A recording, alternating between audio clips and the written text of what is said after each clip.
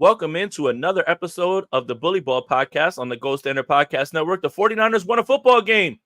And Trent Williams, Brandon Ayuk not here. This rookie class is looking kind of promising. And who's on the bubble of making this 53? Steph and I will discuss that and more right after this.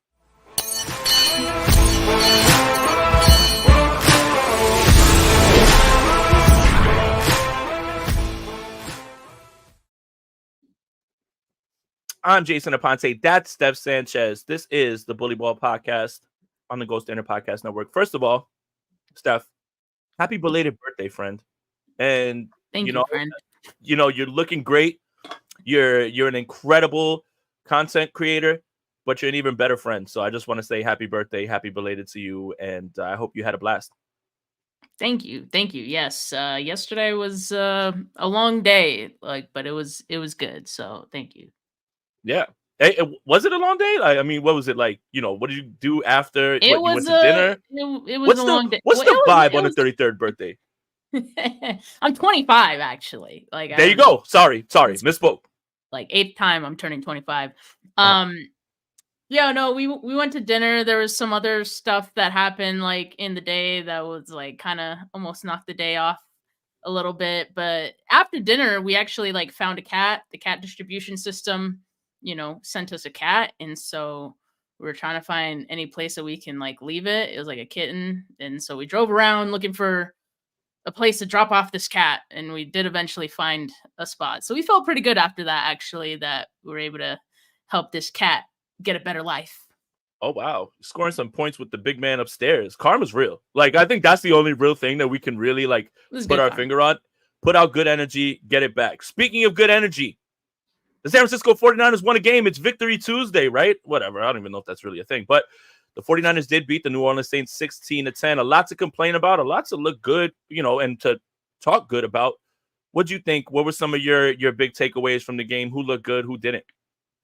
I think, honestly, for me, the biggest takeaway of this game was that the youngsters look good. I think the rookies are looking really good, and I know that's still without having seen Ricky Pearsall play in an NFL game yet, but I think we should all be encouraged about what the rest of the guys have been able to do thus far, because I would even say some of them are outperforming some veterans. Mm-hmm. Yeah, 100%. Renardo Green, Dominic Pooney, Malik Mustafa, and then we still haven't even seen the first rounder play. And obviously, the one that we're going to gloat about, and it's just preseason. And I love taking preseason victory laps because that's what it's all about. It's not about tangible regular season things. It's about preseason highlights and saying, I was right. But Jacob Cowing, man, you're starting to look like the guy that we thought you would be, man. And I think that is the part that was the most exciting. The only play that was really a negative was the screen pass from Dobbs to him, and he tried to reverse field, but that was kind of botched and kind of blown up from the beginning. But you can see it. The separation's evident.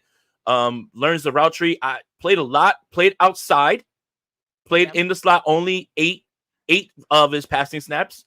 But Jacob Cowing, hello, buddy. Welcome to the league, man. And I don't think there's any way that you keep Jacob Cowing off of this 53-man roster.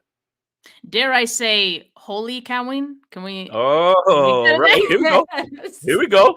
Let's make that a thing. No, I mean, he was definitely impressive to me. And I think what's most impressive is the fact that he didn't really have a run-up to this game. I mean, he didn't play in the first preseason game. Right. And as we know, throughout training camp, he was dealing with injuries. So it kind of felt like as soon as he got back in there, beat writers were talking about how he was having strong practices. And so really right out the gate, he was looking this good. And I think what we saw in that game on Sunday was just a reflection of that. So he looks very confident to me, and he looks the part, which I think those are some of the words we've been using to describe a lot of these rookies, right? And so there's a lot to feel good about with him. This pass right here that from Dobbs, the one that was 30 plus yards, right? Yep. That one was a good showcase of him adjusting to the ball. It was a little underthrown, and it was behind him. That should be a walk-in touchdown. It should be, yeah. And with his speed as well, it very well could be. My favorite play was the jet sweep, because I think that showed his confidence and his speed. He outran two defenders who had pretty good angles on him. A lot of other guys would have been tackled right then and there. But he hit that corner and was able to make it a 19-yard gain. So I'm really excited. I can only imagine how excited Kyle Shanahan is to have a weapon like that. I mean, you speak to the fact that he was on the outside. We know he could play inside as well. So just the fact that I think he could be a chess piece. Like, you could do a lot of things with him. So I think that's something we're going to see mixed in throughout the season, just based on what we've seen so far in the preseason.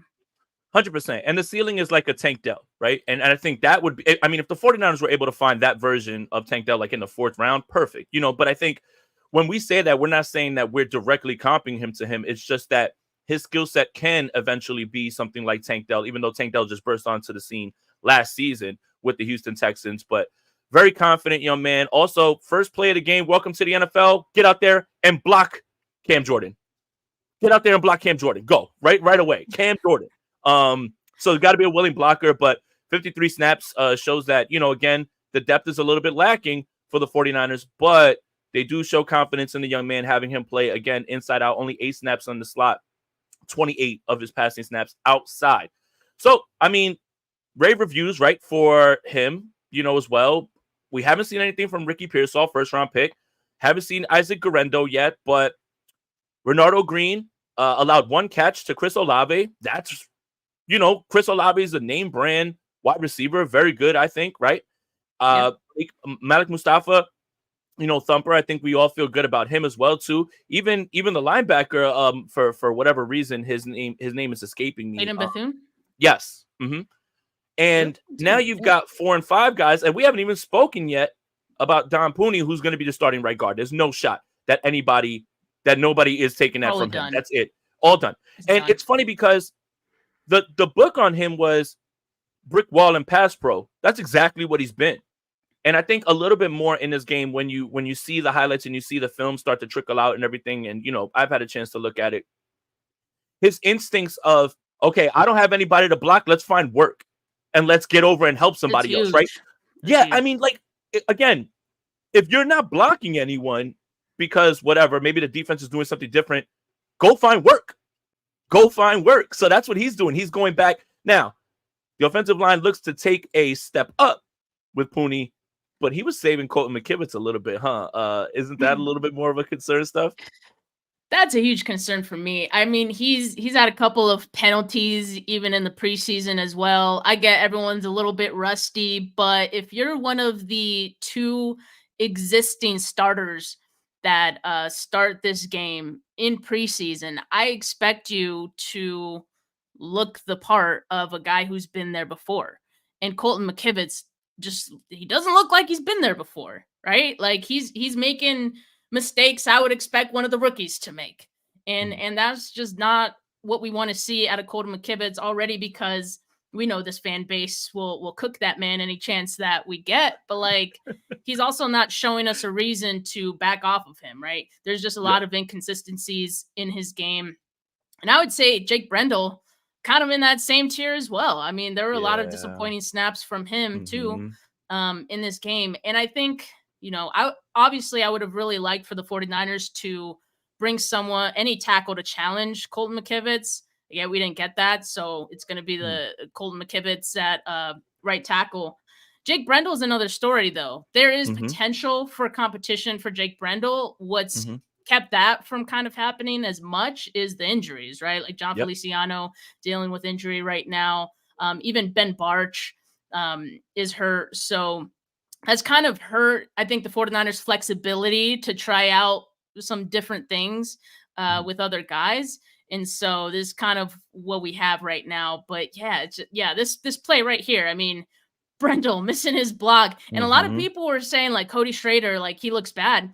But I wanted to drill into that a little bit and challenge it if that was really Cody Schrader's fault or if it's because he wasn't finding holes because the blocks just weren't there. And I think it probably a combination of the two. But I saw a number of times that it was just the blocks not there for Cody Schrader. So. Yeah, the Brendel thing is really interesting because at the beginning of last season, he was solid. And there was even talks of people saying, hey, if he keeps this up, he could find himself as a Pro Bowler. And then it tapered off as the season went on. How much of that has to do with an injury that he's still recovering from, or how much of that has to do with the person that he might just be? And for this offense to operate at its highest level of efficiency, you need a center. And what I mean by that is, think 2019 when Weston Richburg goes down, Ben Garland steps in and he does a fine job. He does okay, right? But it was humming when Weston Richburg was there, when they finally got it going. Think about Alex Mack and how the offense was able to operate, right? If the 49ers can find a way to shore up this center position now, and I think if you're asking me, I'm going to go with Trent, Banks, Feliciano, Pooney, and McKivitz. That's it. And I think you have Brendel there as insurance, but Feliciano's just better now at this point. And I think it's tough right now to look at the rest of this offensive line and say, hey, this guy is better than this guy, whatever. But when you don't have center shored up in this offense, it makes things a lot more difficult because of the way that they pin and pull and they move their linemen, and you've got to be short shuttle kings. Like when it comes to those things, I just think that right now, and you said it best, it's hard to figure out what or who it could be when Feliciano's been hurt and he just hasn't been able to be there. So yeah, I mean, it's funny. Shore up one part, another part starts to get leaky and everything as well too. So such is life with the 49ers offensive line, wouldn't you say? Yeah, definitely. And did I catch you say short shuttle kings? Yes, short shuttle kings. Used? Yes, okay. short shuttle kings. Jake Brendel, very good at short shuttle. Same thing with Nugent. All of those guys, Kingston, all of them short shuttle kings. They want you to be able to be fast and move quickly. It's not about your 10-yard dash or your 40-yard dash because you're not going to be that far down the field. It's going to be straight on pin and pulls, like being able to move. So yeah, I mean, they value that from the center. That's why when you look at the center position, it's usually smaller guys. It's not these big, huge guys because they need them to be able to move. So yeah, it's a little bit frustrating right now because it's just like, hey, we've got this part figured out now. It seems like now here we go, and we're going back to another spot. And it's just like, yeah, I don't know if this is going to become an issue or if this is going to be something that's going to rear its ugly head at the wrong time. I do want to also mention, like, obviously Jake Brendel hasn't been 100% throughout camp as well because he's been dealing with like a knee thing. So that's true too. I think that's part of the reason why I think in the first preseason game we saw Nick Zakelj starting at center, but he had to play at guard, on Sunday because of more injuries. So that's just making it really hard to evaluate the offensive line, in my opinion. But at the same time, I think the offensive line looking the way it does kind of helps another offensive lineman, wouldn't you say? Yeah, 100%. And that's the thing this is the thing. And I don't know if I want to be overly optimistic, but I just want to get people to chill out just a little bit. If you see this, right, with McKivitz, if the right guard is helping, and what he's really doing very well is he's very smart on picking up the stunts. He understands his assignment. He's not looking lost. There's no miscommunications, right? One way or another, whether you feel like the offensive line was a problem on that last drive or whatever in the Super Bowl, whether it's just straight up being beat or a miscommunication, there's always something. At least right now, it looks like Pooney understands his assignment. If Pooney's good at picking up stunts and also looking for work, like you see on that play where, okay, I've got my block and he could help McKivitz. There could be a way where that McKivitz could improve by the guy who's right there on his left somehow. Yeah. But I think I'm not trying to say anything nice about Colton McKivitz. Please don't kill me in the comments, guys. God.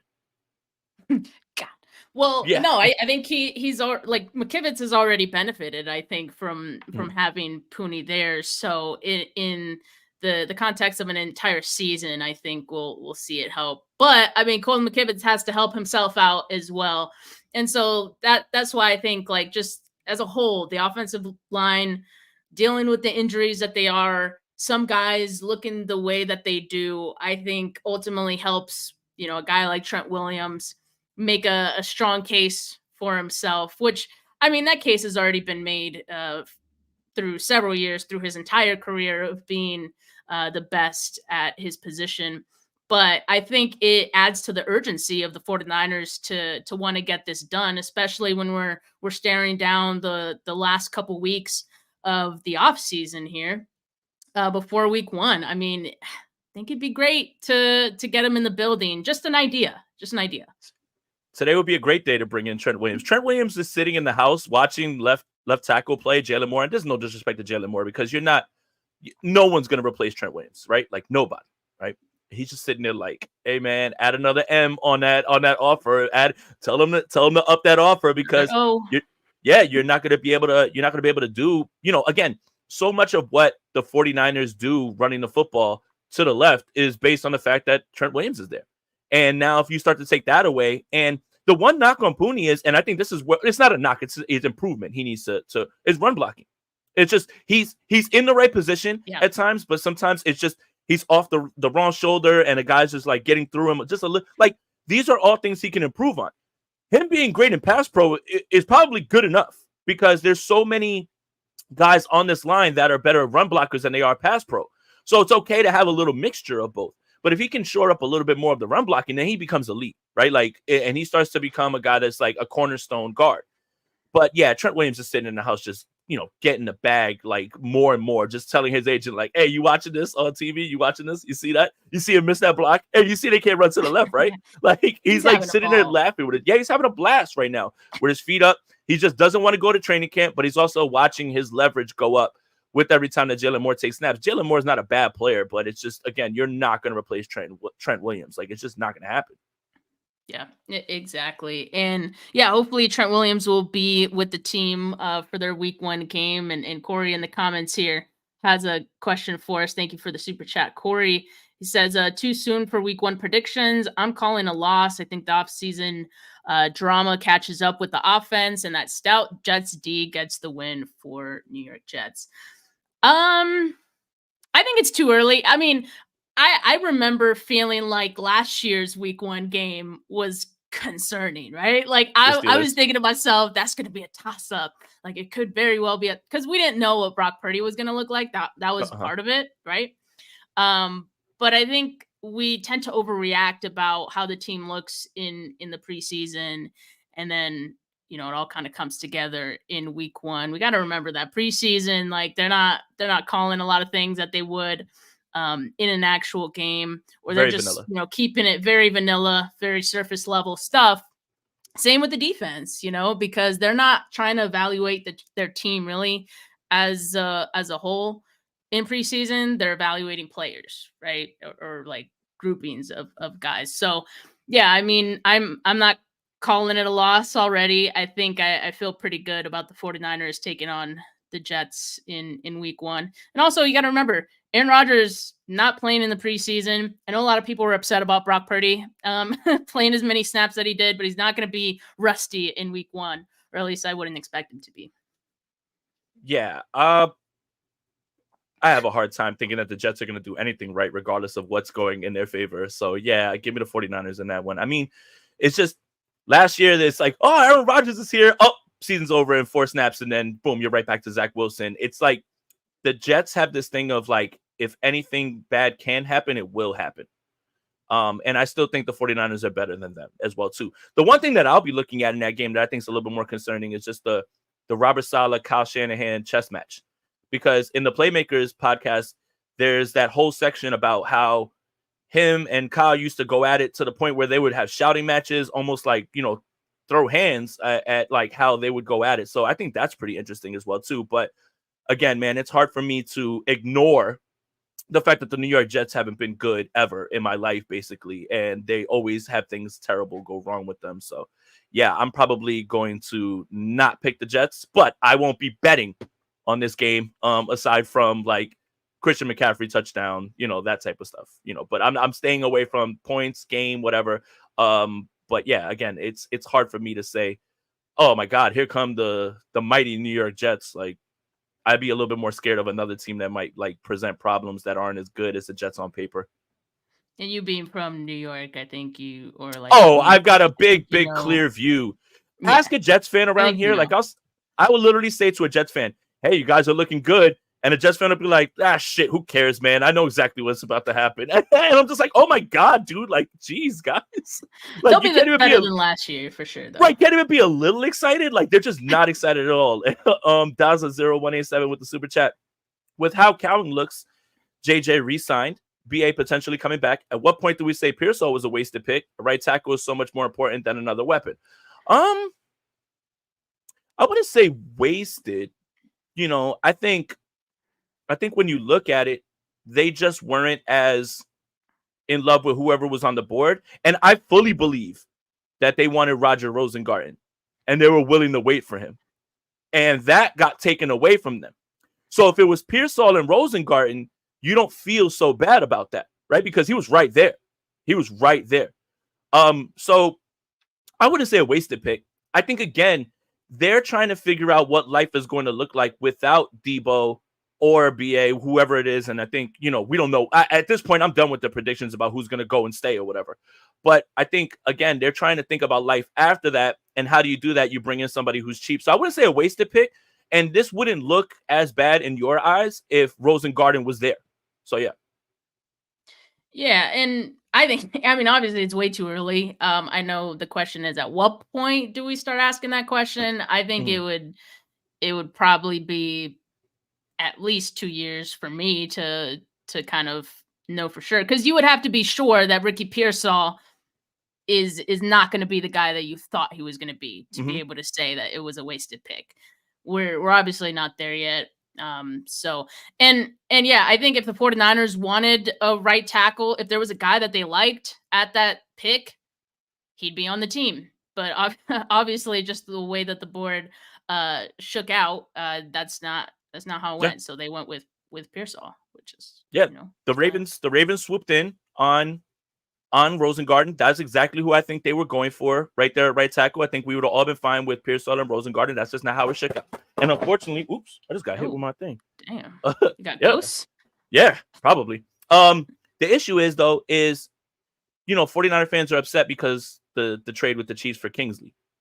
And he's looking really good for the Chiefs, right? They walk away with Worthy and Suyamata. So I think that's kind of what it is more than anything. I think this fan base has every right to be upset about this team not prioritizing tackle in a draft that was very tackle heavy. I think that's very fair, especially when we started this episode talking about Colton McKivitz and how he seems to still be struggling or just being inconsistent, and we're not seeing a lot of improvements from him. So yeah, I'm on the same boat. I would have liked them to address it, but I'm not calling Ricky Pearsall a wasted pick quite yet. It will take a bit. Yeah. But again, other than that, and we still haven't seen Pearsall, this draft class seems to be one of the better ones the 49ers have had in a long time. And I think that's really, really important. So if you see something out of Pearsall, maybe the same thing with Garendo for a little bit, like then you really start to look at this draft class like, man, they really hit on so many of these guys. Now, do you need Garendo to make this draft class, seem like a net win? No, but that would be nice, again. So it's fine. Like, I think right now there's a lot of optimism about this draft class, especially one that you and I considered to be one of the most important, if not the most important of this regime to continue sustained winning. I think we're optimistic right now, but it's 2 preseason games, but still, like, you still have to feel okay, like right now. And you have to feel excited about where this is going with this draft class. And I think that's something that's great. It's something to be excited about, especially in an offseason where we're talking about the Ayuk thing and Trent and, and all the injuries. Finally, right now, it seems like there's a little bit of a shining light of optimism to talk about with this team when it's in terms of what's going to happen going forward. But everything seems to be going in the right way in terms of the injuries not being as severe, and guys will be back in week 1. It's just, again, when does Trent come back? When does Brandon Ayuk come back? It would be real nice to get them in there, get them in that game on Sunday if they could, or just get them up. So yeah, I don't know how long that's going to take, but I think that we all would like a resolution sooner than later. But we've been saying that for all offseason? All off season. And it's Tuesday, August 20th, and I swear this morning I saw the same regurgitated report that we've been hearing for the last few weeks with Brandon Ayuk. So I don't think there's any updates on that. It's just rinse repeat at this point. But it just seems like the 49ers have offered, they've sent him more offers, and for whatever reason those haven't been accepted yet. So maybe they'll continue to chip away at that. But yeah, it just feels like at the same time, the 49ers know, like, they're not too pressed to make anything happen I mean, what's your take on that? Do you think Yeah. we talk about the urgency, but at the same Mhm. time, we know the 49ers have the leverage here. And Mhm. so I think they're reminded of that every now and again as well. Mhm. I don't know what's going on. I don't know what the holdup is. I think a lot of people have speculated guaranteed money, APY, all that stuff. I don't know, really. I think we can close the door on the trade. So that part's, kind of out of the way at least. At least we've knocked away one of the possibilities, and now it's just focused on getting this done. But I'll tell you this, Steph, if anybody wants to get ahead of this and act like they know what's going on, here's what you do. You send out a tweet saying, I'm hearing that this is going to get done pretty soon. And you leave it pretty vague, right? And then today's Tuesday. If it happens on Friday, you can always just retweet and say, I knew. You're just taking an educated guess at this point. Just like Everybody. Vegas. Yeah, you Yeah. take the Vegas report that there is that suggests any glimmer of hope, and you say, I think this is going to get done soon. I wouldn't be shocked if something happens. All right, man. I wouldn't be shocked. All right, just man. leave the door open always. Yeah, Leave the door open. always. And keep it vague and generalized, and you should be fine. And then you can claim that you're an insider with sources and stuff like that. But nobody's here to talk about Trent Williams and Brandon Ayuk, Steph. They're here to talk about the quarterback controvery. Joshua Dobbs, the pastronaut, is out here coming for QB1. Taking off, man. Taking off. Cute, dude. That's so hilarious to me because I know some people do it as a joke, but I just know there's some people who are dead serious at the same time. Some people are dead serious about that. They are. It's so concerning. And I think that alone will be like if Kyle Shanahan ever caught wind of that people are serious about campaigning for Josh Dobbs to be QB1, that alone will make Kyle Shanahan be like, no, he can't make this roster. I can't have people questioning our QB1. But no, in all seriousness, obviously Josh Dobbs got the first crack after Brock Purdy to go into this game after Brandon Allen had the first crack the previous week. And so I'm glad that we got to see Dobbs in much favorable context than the previous week, because I think after the first preseason game, my questions about him were, okay, obviously he's exciting. Obviously he could extend plays, play out of structure when things fall apart. What could he look like within the structure? Because we know that's a huge thing for Kyle Shanahan, and especially like when you're considering QB2, right? So that was kind of still the question mark that I had with him. I think he answered those questions in this game. And not only that, like we did see the athleticism once again. We had that fun low zone read at the goal line that he took in for a touchdown. So those are just kind of the things that make him fun and exciting as a quarterback. But I question, what are the 49ers looking for in a backup quarterback? Are they looking for fun and exciting, or are they just looking for safe, boring, high floor, right? I think with Dobbs, what we've seen, and maybe it's because he's played more than a backup quarterback should. I think we've seen that he could be volatile. There's a reason that he was benched by the Vikings in favor of Nick Mullins, right? So as long as you don't get to that point with him where you're having to start him for multiple games, I think fun and exciting is good, and there's upside there, right? But I don't know if that's what the 49ers would want. So that's what I question. Well, I think you hit the nail on the head. When you talk about backup quarterbacks, the idea is to not have a backup quarterback play a lot, because if the backup quarterback plays a lot is when you get exposed.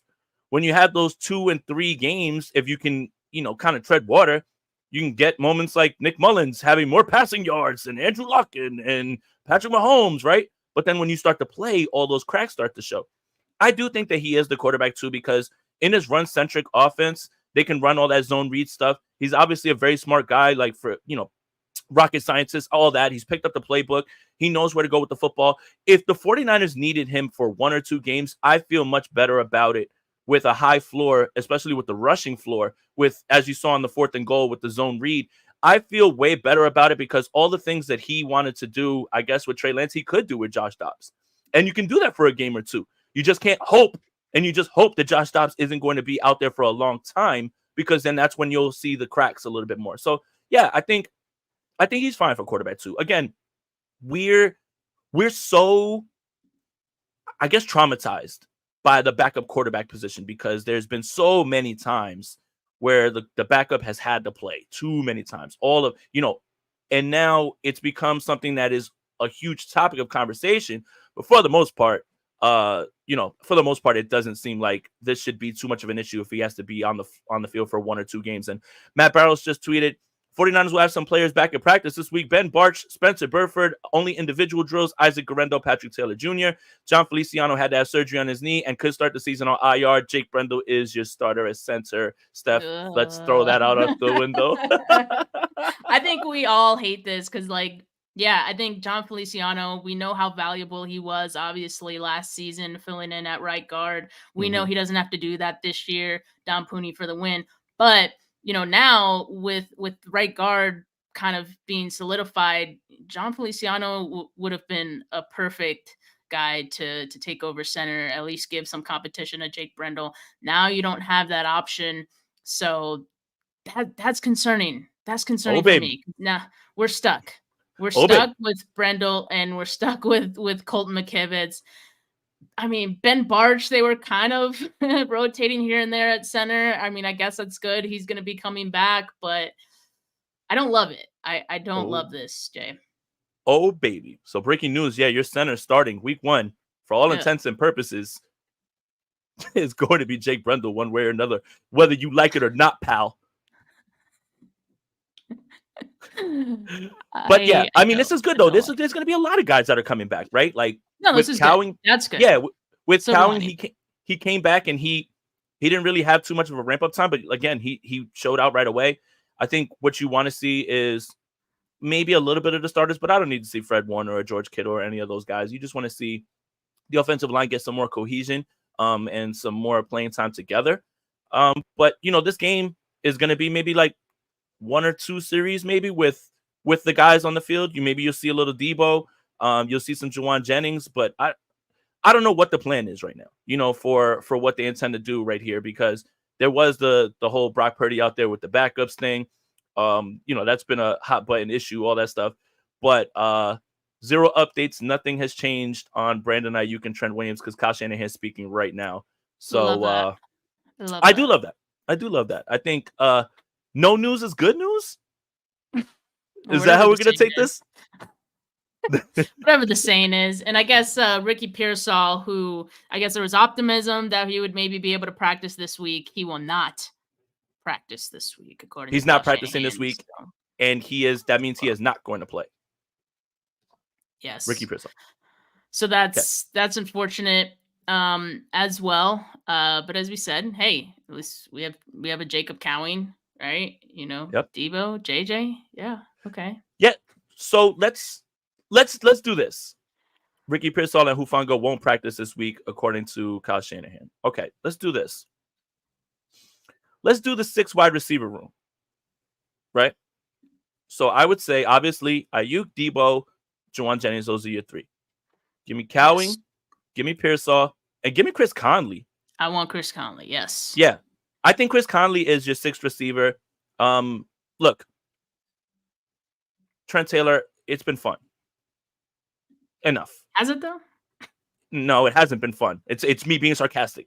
Ronnie Bell, it's done. No more. Danny Gray, no more. So it's tough right now to look at all those other guys and everything, but Conley has to make this team right now, right? Like he actually produced in the playoffs when he was counted on, right? And he's a special teams player, not a returner, but a special teams player. So I think if everything goes well, and obviously Pearsall needs to be healthy to meet the team and everything as well too. We'll see. We'll see. But I definitely don't see how Conley doesn't make this team. And everybody else, it's been fun. Yeah, I agree. I think even if obviously they get this extension with Brandon Ayuk, you have to keep Chris Conley, because should anything happen to Brandon Ayuk this season, any type of injury to him, you need a true X. And I think Chris Conley does that. So it's like, yeah, he kind of resembles Brandon Ayuk when he's out there on the field, but I think he's also an appropriate backup to him as well. And obviously you got to keep the 2 rookies in, and like we said, the early returns on Cowing. And in the very short time that we've seen Pearsall, like it's been positive for those guys. Danny Gray, like training camp, I like that first week of training camp, I felt like they were trying to pepper him with targets, get him Give him every involved. opportunity. See exactly. Then he got hurt, and it just seemed like he wasn't able to recover from that, from I guess like the opportunity standpoint. Like he wasn't able to muster anything up from that after. Trent Taylor, like he was also getting involved, but mostly like, being a security blanket to the quarterbacks and things like that. I think what we've seen in the preseason is what we would expect to see if he did make this roster, which is not very good. But at the same time, I think early in camp, my thought was he could make this team because of the return ability, and he's the most reliable at that. I got to say, seeing Jacob Cowan handle that in the preseason game on Sunday, he looked good and he looked fine. comfortable. And I think the emergence of him as a receiver as well. And he has more juice. So much more juice. Like, yes, absolutely. Give me that 100 times over Trent Taylor. So like, I think Cowan's showing on Sunday pretty much, cut Trent Taylor right then and there. Yeah. Now, the question is, out of those guys that we can assume are going to get cut, Ronnie Bell as well, you mentioned him.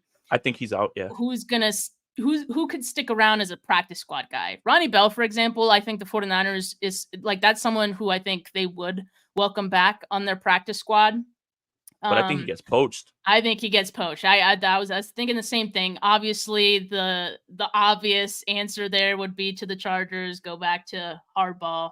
Michigan, baby. That could be nice for him. But let's just say that doesn't happen. I think the 49ers would welcome him back on the practice squad. And even like they might even welcome Trent Taylor back. Because like now the practice squad is so deep. What is it, like 17 guys you can allow now? Uh-huh. Yeah. Oh. Well, this is interesting. Punter. You want to talk about now look. Guys, now look. Kickers? Now look. Jason, why do you get so mad when the 49ers drafted a punter? Jason, why do you think that that's such a bad idea? Because you found Harvin on the street. You found him on the street. And he's punting very well. Why use a valuable draft pick on any sort of specialist? I'm done. I'm not going to say anything more. That's it. This is your case study right here. Why use a draft pick on a specialist when you found one on the street? I don't understand. That's it. I'm not going to say anything spicy. I'm good. You guys know where I stand on this. But this is your case study. And what's funny now is like, yeah, you got a really good punter. Like four punts in the 10. Yo, you're cooking. So now what? Like, what are you going to have to do with that punter? You're going to have to cut They'll him. just go back to Mitch. I mean, you took him from the 4th round pick. Like, you just need a guy. You just need a guy. Like, you just need a guy around, so. Exactly. They're going to go back. They'll go back to Mitch. It's perfectly good, lightly used punter. They're going to let him go. It's just kind of funny to me that, hey, have you ever kicked a football before? Well, not in a long time. Come on in. Let's see what we got here. And he looks great, right? And he looks great. Yeah. It isn't a science. 100%. Hey, I want to talk about Alex Barrett. He looked good. He looks good, man. I mean, his pressure numbers were insane in this game. Alex Barrett was probably the most dominant player on both sides of the ball besides Pooney in this game, and he looks amazing. 4 pressures on 33 total snaps. That's a pretty good pressure rate right there. He also had the sack, the strip sack, 3 hurries as well. It just felt like from the group of depth guys that they had out there, he looked the strongest out of all of them. So that was really nice to see. Yeah, and I think we feel like the defensive line is going to be fine, but we do feel like this is probably the thinnest it's been in a long time, right? And I think, again, Yetur Gross-Matos, Malik Collins, Jordan Elliott, like all of them are going to be rotational guys. And then Leonard Floyd is your veteran edge. After that, it gets a little nervous, right? Like it gets a little scary. So Alex Barrett, showing out a little bit more, that could be something where we look back and we say, hey, he's been kind of piddling around in this roster, well, maybe they finally found something out of him. Maybe Kosaric and the guys really got something out of him. It definitely gives me more confidence in the depth for edge, because Mm-hmm. not that we were expecting anything from Drake Jackson, but obviously, like, you have one less guy there who can Mm-hmm. rotate in. So Alex Barrett, next man up, come on up. I mean, I think he looked good. So that's good for the 49ers. And there's a couple guys like Shackle Brown as well, like had a few nice. T.Y. McGill had a couple of nice plays at the interior as well, which is good because you have one less guy with Kalia Davis's injury as well. So some of these guys stepping up is definitely a good sign. What I want to talk about is the linebackers, because you mentioned Tatum Bethune at the top of the show, and we were talking about some of these young guys stepping up. D. Winters didn't play in this game. I know we still have some questions about him, but Curtis Robinson, yeah, man, looked good. I mean, he's taken his opportunity and he's making the most of it for sure. And that's exactly what you want to see. The 49ers have a really good track record of being able to develop linebackers, and it seems like Curtis Robinson is the next guy up in developed guys who, kind of making a name for themselves. So as far as like the linebackers in Bethune looking good, Jalen Graham has like flashed here and there. I kind of wonder who they'll keep. So like if they keep 6, like who are your 6? Obviously we got Fred.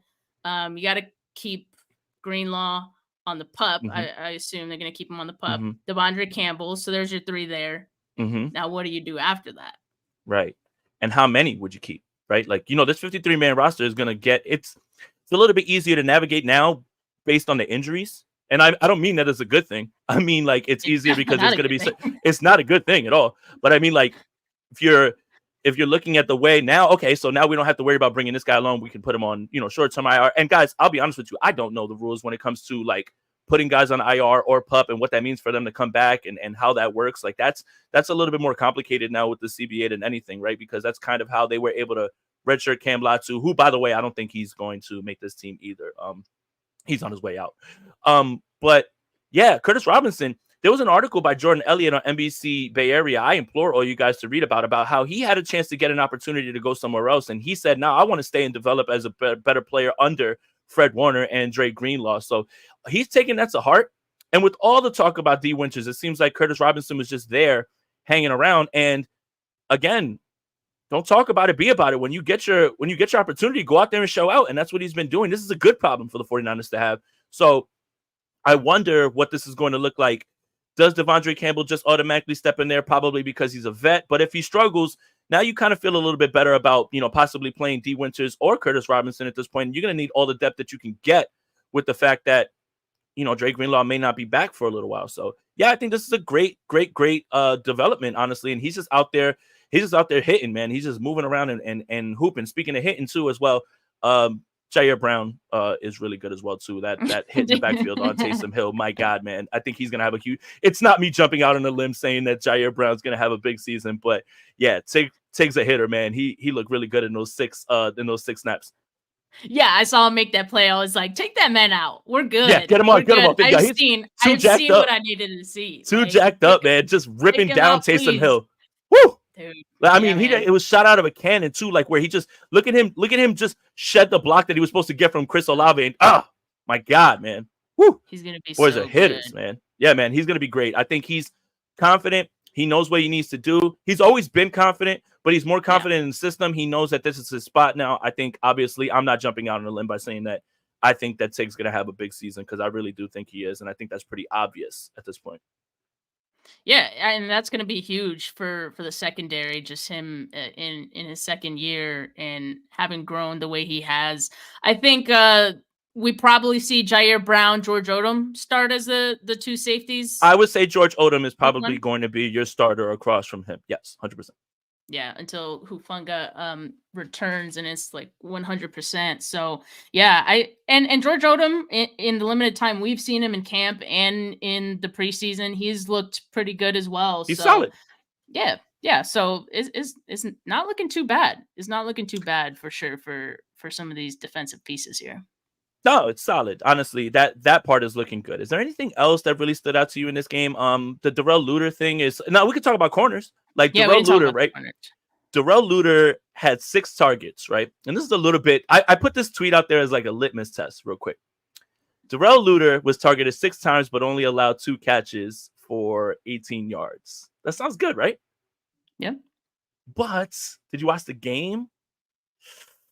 There was some moments where it got a little scary, right? So I just put that out there. I just wanted to say, I put that out there just to see what people were going to say. Because Renardo Green allowed 1 catch to Chris Olave. 1. And Chris Olave's a dog. And that was like a really hard route. What that was like? Was he out of the slot on that one too? Yeah, it was just it was a quick throw, and it's again it's super hard, obviously, because Olave is really good. But imagine a slot receiver and everything. 1 catch is okay. But when we're talking about secondary, it's got to be obviously Lenore and Ward. Let's just talk about corners. Lenore, Ward. I think Renardo Green makes his team. Ambry Thomas is obviously still hurt. I still think Luter makes his team because I think they still want to see what he is. What's happening did you mention Yadam? I mean, what's Yadam? I think Yadam. I think he sticks. Rock Ya-Sin probably goes. Rock Ya-Sin, I think practice squad candidate though. That makes sense. That definitely makes sense. That makes sense. But I think it's Green, Ward, Lenore. We talked about Luter. I think he stays as well too. I think they really want to see if he can develop. Samuel Womack? What are we thinking? In spurts, he has made some nice plays, right? And he also has the special teams ability. It wouldn't shock me if the 49ers did bring him back on the practice squad. I mean, that it doesn't hurt to have some guys stashed who can play in your system. Even if they're not the best, like you do need to have some guys stashed away. So I can see Samuel Womack fitting in there. Chase Lucas potentially as well. He's gone. I think Lucas, he could be practice squad, but I don't think he's going to make. Yeah, that's what I'm saying. Practice squad. Yeah. Practice squad. Ambry Thomas, I think, is gone. I don't think there's a chance even for the practice squad, in my opinion. Maybe I'm projecting, but no. I mean, honestly. I think before the injury, we all kind of had him pegged as I don't think he's going to make it. Oh yeah, obviously with the injury, yeah, I forgot about that. Yeah, yes, yeah, I think definitely. So, but I think the injury in a weird way saved him. Like they'll be able to throw him on IR. Well, yeah, right, throw him on the IR. Maybe just have him stick around. They don't have to make an outright decision on him. And I don't mean the injury is a good thing. Let me make sure I state this. I'm just saying, of all the circumstances, him being injured probably makes this easier for him and the team to figure out what they have to do with him in terms of making the 53. Daza has another super chat. Thank you, man. Super generous. There's been little talk about Huff. When is he coming back? With Mustafa, Brown, Odom, Huff, can we play one of our safeties at linebacker? Well, Huff's not playing this week. He's not back at practice, so we don't know when he's coming back. It was reported that it was going to be during the joint practices. Those got canceled, but Kyle just spoke and said that he's not expected to practice this week. So we have no idea when he's coming back. I think we already said we believe it's going to be Tig and George Odom that are going to be starting. Yeah.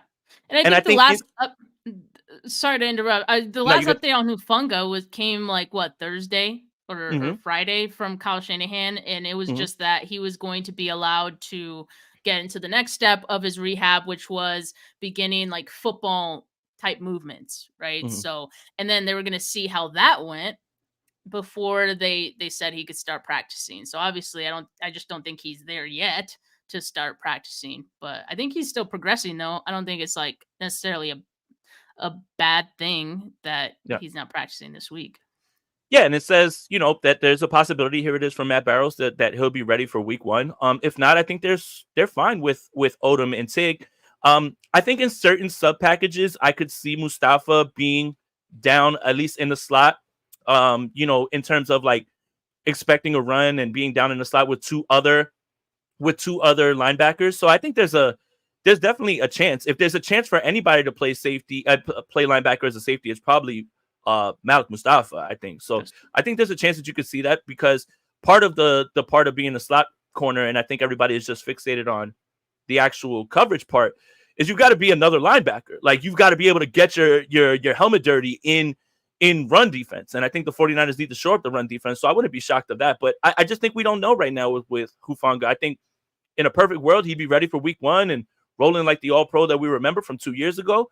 But if not, I think they're fine with Odom and Tig. And I think that they can get by with that for now.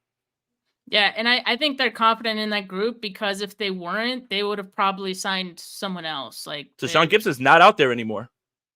Yeah, which I think there was a reason they didn't sign him right away, right? Like he was available for as long as he was. The 49ers didn't seem moved to do that. So I think that speaks to the confidence that they have in the current guys. So that's not a bad thing. And also like Hufanga, maybe being ready week 1. So it's not too bad. Yeah, I think again, when we're looking at the injuries, it looks like, okay, today's August 20th. The first game isn't until September 9th or 10th for the 49ers, right? Because they play on Monday. There is a little bit of time, but they do have to get down to 53 pretty soon.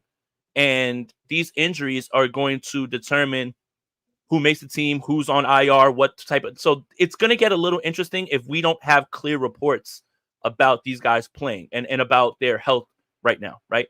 Optimism's one thing. What's certain is a whole other thing. And I think that's what's going to make this interesting, because the 53-man roster is going to shake out a lot different than we believed, because we just assumed everyone was going to be healthy. And it was just, now some of these injuries could keep guys on the roster somehow if they're put on IR, and they probably wouldn't have made the 53 if they were healthy. So I think that's what's weird about this. And I think that's what, you talked about, hey, when do we do our 53-man roster projections? We got to wait. We got to wait at least one more week to see what's there. So, yeah. Yeah, it was, especially with some guys coming back. We talked about the 2 running backs. Matt Breida, he looks pretty spry. He looks pretty spry out there. And playing wide receiver and stuff and moving around. And that was a nice little throw from Dobbs. Matt Breida, old friend alert, might be back on his roster. At the very least, I think the 49ers would keep him on the practice squad if they feel like they need, they got to cut him. We've asked the question before, is this finally the year where you feel like Elijah Mitchell is not worth keeping on the roster just based on how often, he seems to get hurt? It could be getting down to that at this point. So if that's the case, if Elijah Mitchell does go and you can bring in Matt Breida, I wouldn't be mad at it. So it would be McCaffrey. Let's just say for intensive purposes, McCaffrey, Mason, Elijah, Matt Breida. Guerendo probably ends up. He can't go on the practice squad because somebody's going to take him away.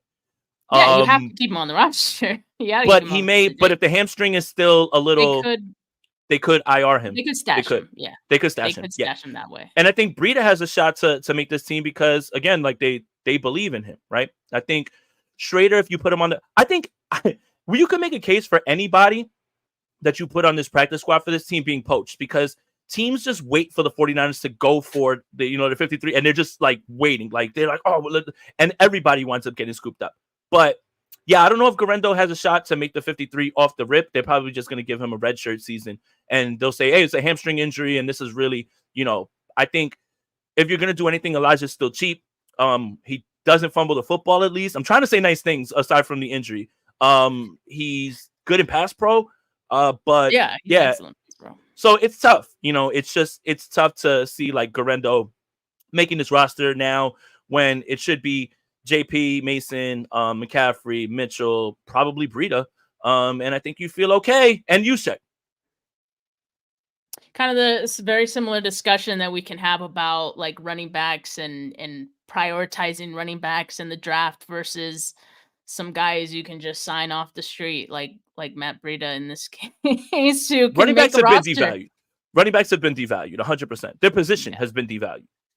Yeah, 100%. Especially in a Kyle Shanahan offense, everybody's just like, oh, this guy and that guy. Everybody can. Well, not all the people. It seemed like Guerendo was having vision issues, and remember, I loved him in the process during the combine and everything. He just seemed like a perfect fit, but that doesn't mean that it translates. JP Mason's really good, obviously, but Kyle doesn't trust him in pass pro at times. So that's where he gets a little nervous. But he looks great running the football. Elijah's always hurt. Schrader was somebody was nasty in Missouri. And it just seems like, But you did point out, like, the offensive line is not helping him at all, like, on certain plays. But it is results-driven business. Again, it's really how they view what he's doing. Is his process correct? So, yeah, I don't know. I don't think Guerrero has a chance to make this 53-man roster unless something drastic happens in terms of, like, him coming back and playing very well immediately. I mean, he's rejoining practice this week, so if he's able to play in that last preseason game and, he looks okay, I think you got to consider it. But, yeah, there's as always, there's tough decisions to make across the board for the 49ers. I don't envy them having to make these decisions, and every year we get mad at them for cutting a player and a player like getting poached. But it's like, realistically, who would you swap out? Less than that stuff. Who was the lineman last year that the 49ers let go and, like, Arizona picked up and everybody was like, oh my God, never played. So look, what was his name? I don't exactly. We can't even remember. No, exactly, Steph. That's my point, right? Oh my God, how did you let him walk and let somebody else get? And he never plays. And he never plays for anybody else. We kind of tend to overvalue our own guys. Now, everybody else wants to get their hands on 49ers players. There are other examples, though, where they've cut someone, they've gotten poached, and that player has ended up starting for another team. So it could go both ways, but I'm with you. Il Manning. That's who it is. Il Manning. Manning, yes. How did you let Il Manning go? Doesn't even play. Like, does not even play. Made me spill my water. I'm glad that you guys helped me, but again, like, we're like, oh no, how could you let it? And then nothing happens. So yeah, a little bit like you gotta take it with a grain of salt. It's like, yeah, you've seen all these things good at camp, but then when they go somewhere else, he's just like, and look, he's still available according to Gabriel as well too. So I think that's pretty funny as well too. But again, we get enamored with these guys that do well in camp, and then they just end up like not doing anything, right? Like, at all. And that's just the nature of the game because football is really hard, I guess. That's it. But I'm just saying, like, it is because so many teams have seen what the 49ers have built that they want to get their hands on players that they let go because they're like, oh man, if he didn't make the roster, he might still be a good player, all that stuff. But at the same time, sometimes those guys get picked up and then nothing happens. So I don't want people to overreact in terms of like, oh no, how did they let this person walk? Why did he let someone to sign him? And then you end up not hearing his name ever again. So I don't want you to be shocked at that either. Yeah. I mean, top of the roster in your depth is the most. Get the best 53 guys on the 100%. Roster. That's it. We don't need to worry about anything else. 100%. And that's a perfect place to end this, guys. Thank you so much for joining us once again. Sign up, subscribe to the Bully Ball Podcast and the Gold Standard Podcast Network, wherever you get your audio podcast. Subscribe to the to the Gold Standard Podcast Network YouTube channel. Follow Steph on Twitter at Steph49K. Follow me on Twitter at Jason Aponte2103. Make sure that you, like and subscribe our YouTube channels too, because we do some content on there on the side as well too. But thank you guys for joining. It's going to be a fun week. Thank you guys as always. Go Niners. And Steph, we're out of here. Peace.